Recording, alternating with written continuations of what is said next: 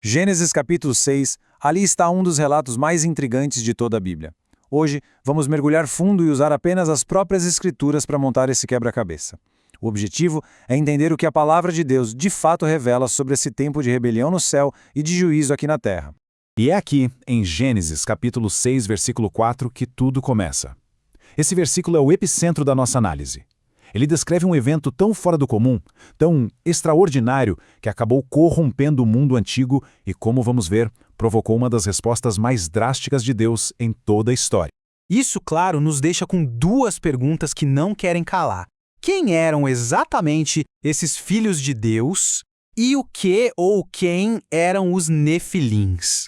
A resposta não está em mitos ou lendas. Ela está dentro da própria Bíblia e revela uma história impressionante de rebelião celestial com consequências devastadoras aqui na Terra. Esse versículo é a chave de tudo. Ele descreve um ponto de virada na história antes do dilúvio. A maldade já existia, claro, mas essas uniões, essas relações entre os filhos do verdadeiro Deus e as mulheres foram o estopim. Os filhos que nasceram, os Nefilins, eram poderosos, homens de fama que espalharam tanta violência que o dilúvio se tornou uma necessidade. Ok, para entender a descendência, os Nefilins, primeiro a gente precisa saber quem eram os pais. E o texto é bem específico. Ele os chama de os filhos do verdadeiro Deus. É aqui que a investigação começa de verdade.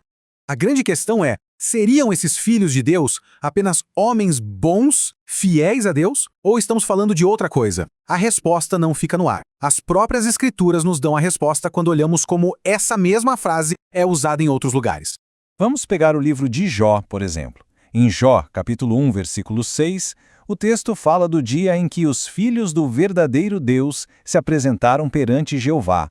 O contexto dessa e de outras passagens em Jó não deixa dúvida. O título Filhos do Verdadeiro Deus se aplica de forma consistente a criaturas espirituais, aos anjos na corte celestial. Então, o que aconteceu foi uma rebelião angélica. Pense bem, anjos que abandonaram a posição deles no céu. Eles tinham a capacidade de tomar forma humana. E ao verem que as mulheres na terra eram bonitas, eles, num ato de rebeldia, as tomaram como esposas, desertando de suas funções designadas para satisfazer desejos carnais. E se ainda resta alguma dúvida, a confirmação vem de forma direta em outros livros. A carta de Judas, no versículo 6, é claríssima. Ela fala dos anjos que não mantiveram a sua posição original. A segunda carta de Pedro também menciona esse mesmo ato de desobediência. Ou seja, não é uma interpretação isolada, é um fato consistente nas Escrituras. Imagina a cena. Eles eram como sentinelas, guardiões de um palácio celestial. Tinham um posto, um dever sagrado. Mas eles desertaram, foram atraídos pelos desejos carnais e se materializaram aqui na terra. Foi um ato claro de abandono do dever, uma traição. E qual foi o resultado, o fruto dessa união proibida? A Bíblia os chama de Nefilins. E como vamos ver, eles não eram apenas homens poderosos ou famosos. Eram uma raça híbrida, violenta, algo que nunca deveria ter existido.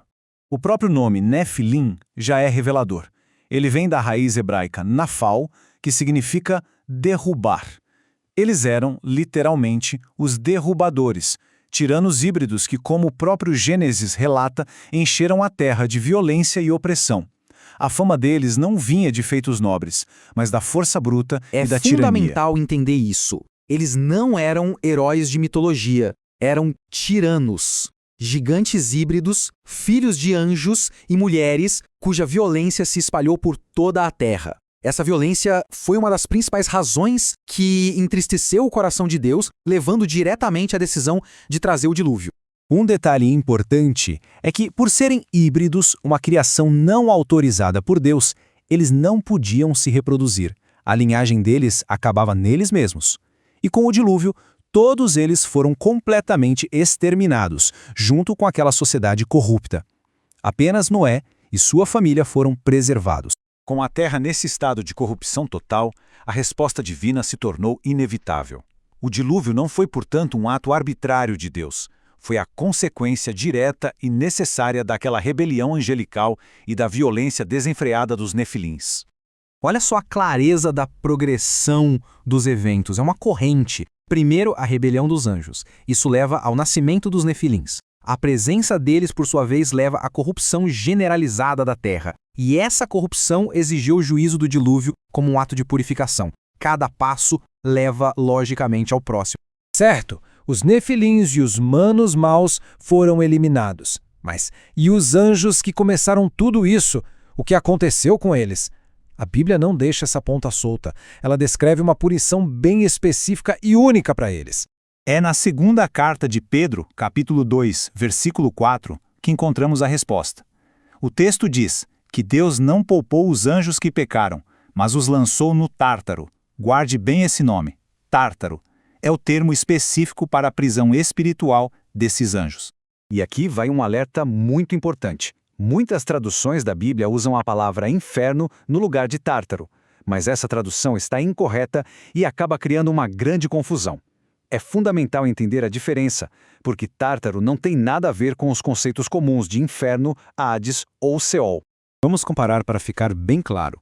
De um lado, o Tártaro, um estado de prisão espiritual, exclusivo para os anjos rebeldes da época de Noé, uma condição de escuridão e restrição.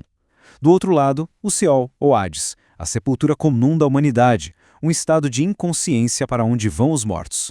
Percebe a diferença? São coisas completamente distintas. Chegamos então à conclusão lógica de toda essa análise.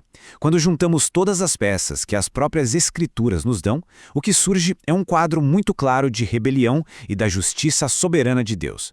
E um detalhe crucial: o Tártaro não é o destino final deles. Como lemos em Judas 6, eles estão reservados para o julgamento do grande dia.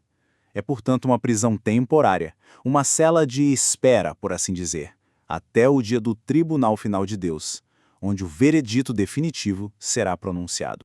Portanto, a conclusão desta análise, baseada estritamente na Bíblia, é clara e direta. Os filhos de Deus de Gênesis 6 eram anjos rebeldes. Os nefilins eram seus descendentes híbridos e violentos.